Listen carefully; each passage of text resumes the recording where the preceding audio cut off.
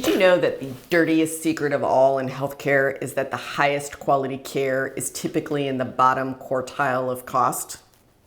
My name is Allison DePauli, and I started Altiqe Consulting to help employers like you get budgeting predictability with the happy side effect of better access to high quality care and lower out-of-pocket costs for your employees. So let's get back to that secret.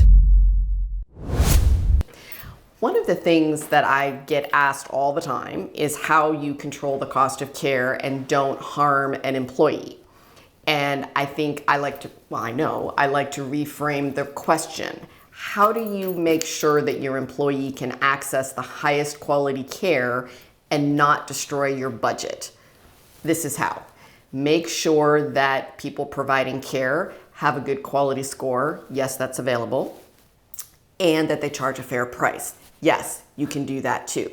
The thing that's always so surprising to me is that the high quality providers are almost always, there's always an exception, but almost always in the bottom quartile of cost. And let me give you a couple of examples. Knee replacements. It's a pretty common thing, right? Well, I think in Texas, knee replacements should cost in the neighborhood of $36,000 to $40,000.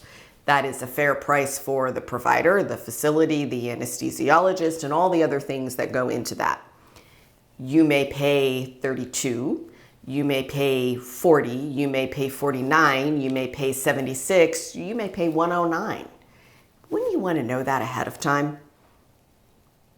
And wouldn't you want the quality to be the right score as well? So what we found is that when we look for high quality providers first, that they're generally in that $36,000, $40,000, $42,000 range, and they're working in facilities that also have high quality scores also. You know, you can be a doctor and there may be 100 doctors. Half of them did really well in medical school and maybe the other half didn't do as well. So which one do you want working on you? Make sure you get that. Let's talk about MRIs. It's another thing where there can be huge price disparity.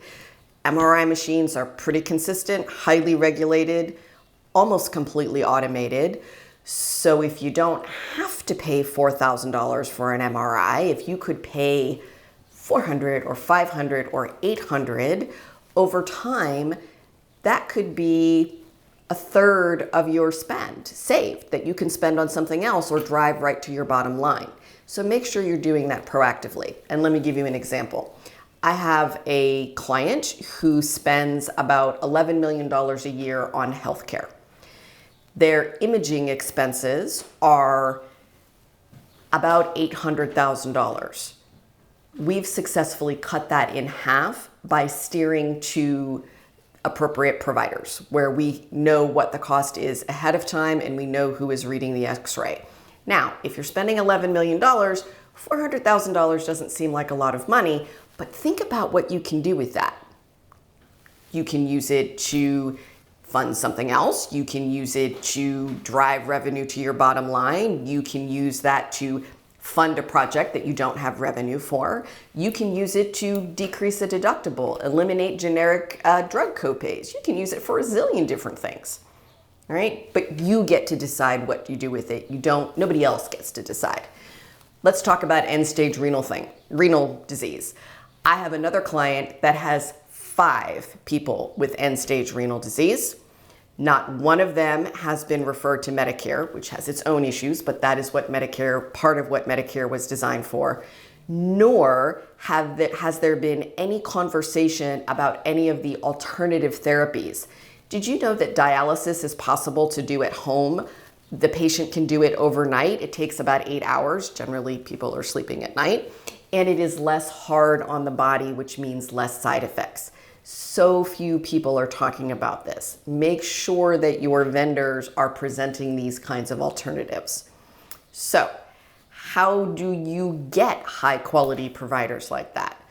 First, you've heard me say it 100 times. I'm going to say it 100 more. Independent TPA. Second, access.